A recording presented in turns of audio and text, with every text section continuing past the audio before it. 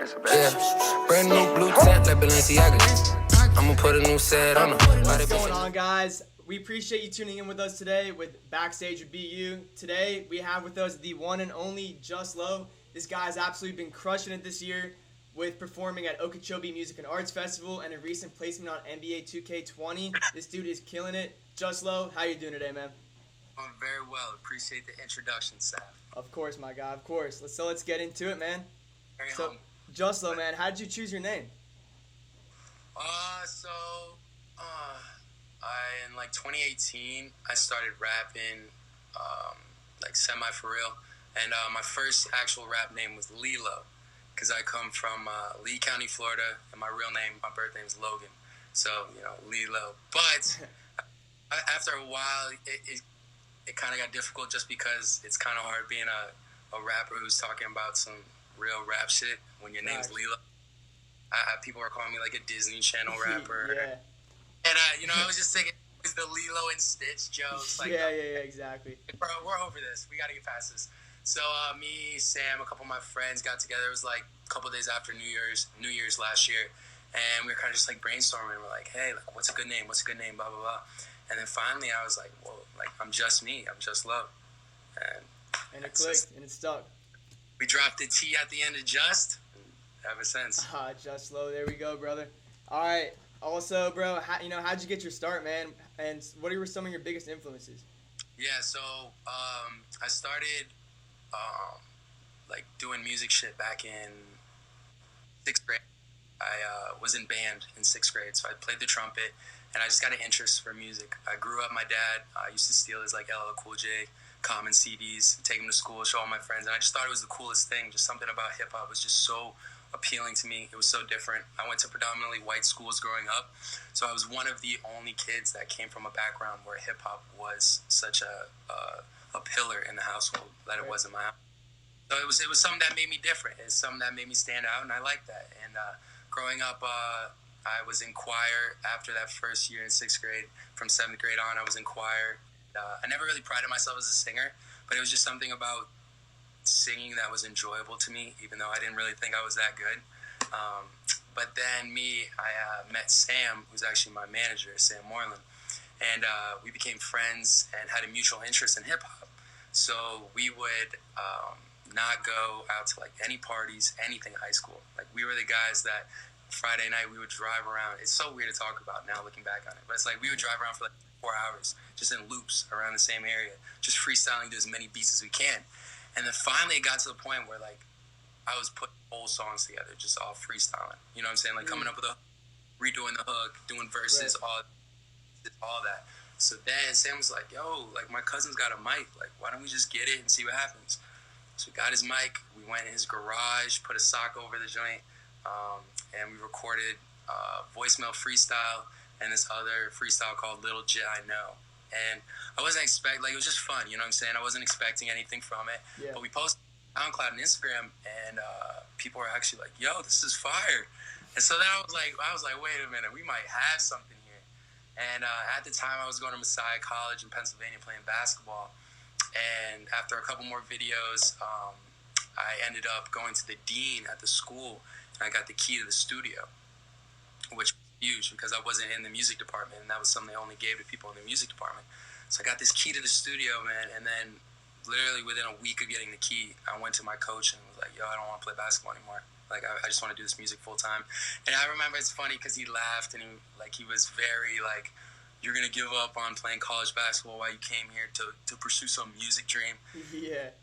Now it's like, damn, man, like, I made it on 2K before anyone else you ever coached. Right, exactly. It's subtle, but yeah, that's basically the story, man. It really just started with freestyling, and that turned into a love for creating songs, and that's where we're at, man. Oh yeah, man, it's crazy how things work out. I'm glad it worked out for you.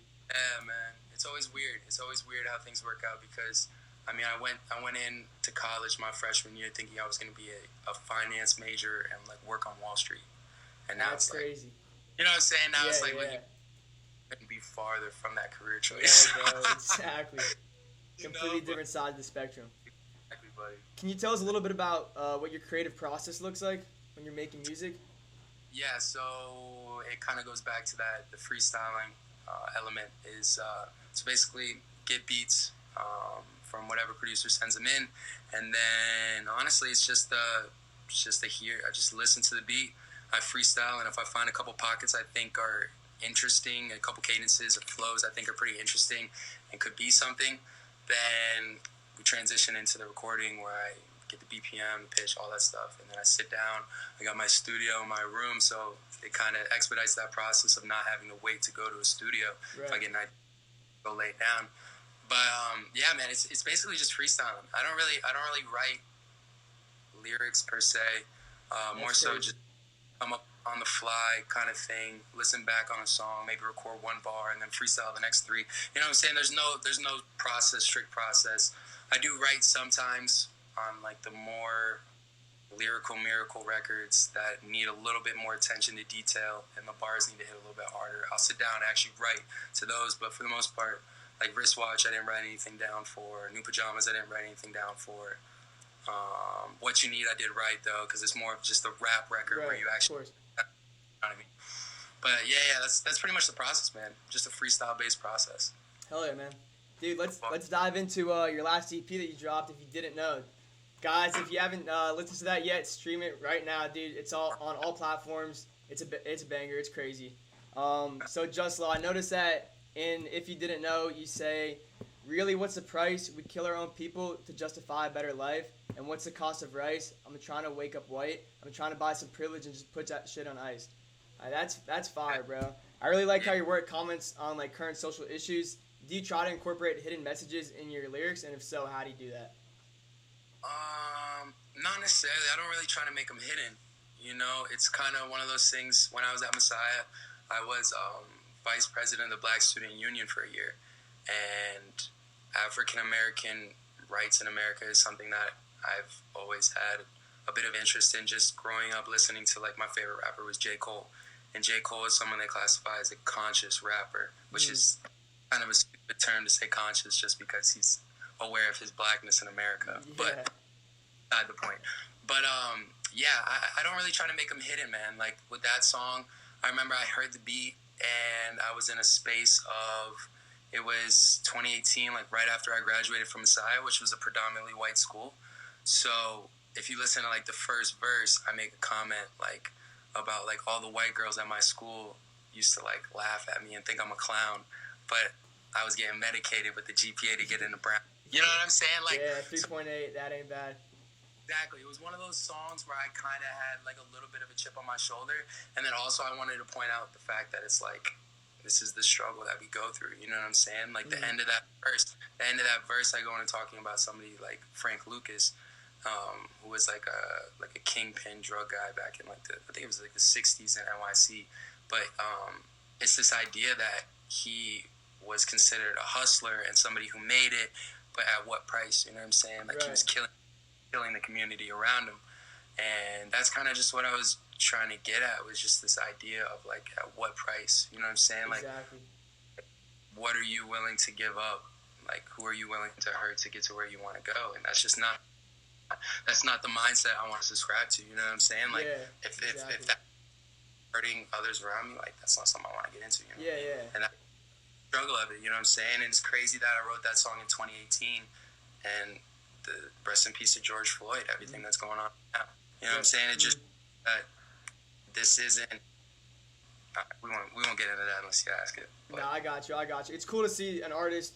You know, I could run for hours on that. You know? Yeah. It's cool to see an artist though, like talk about real issues in their music, rather than popping pills and stuff. So that's really cool. I have to, especially if I'm gonna go out and say, like, my rap name is jusLo. If I'm being just myself, then I have to be exactly authenticity. If it makes people upset, exactly. That is fact. Yo, jusLo, if you could work with anyone in the studio, who would it be? Dead or alive? Oh my gosh. Well, I'm gonna go producer just because I wouldn't really want to work with a rapper per se. Like, obviously make a song with some rappers. Like, Cole would be fire to make a song with. Jack Harlow would be fire to make a song with. That'd be crazy. Travis. But I'd probably say Quincy Jones, which is like the OG of like Motown and all that, way back. Damn. He's just one of those people that just hears music differently, and I feel like it'd be in the same room with that kind of person. Yeah, facts. Someone that just has such a notorious track record of knowing what sounds good. I mean, like, did a lot of Michael Jackson stuff, and a lot of times I forget the story, but one of like Michael Jackson's most famous songs, there was "Mama Say, Mama Sa, Mama Sa." I'm pretty sure that part. Yeah. But I remember there's a story that apparently Michael Jackson wanted Quincy Jones to take that out. He hated that part. Really? And Quincy was like, no, this is what's gonna make it timeless. And it did. You know, Yeah, exactly. Here's it different. Like, who knew "Mama Say, Mama Sa, Mama Sa" was gonna be a hit? Right, and it is, which is crazy. But yeah, probably Quincy. Yeah, damn. And last but not least, what's next for you, man?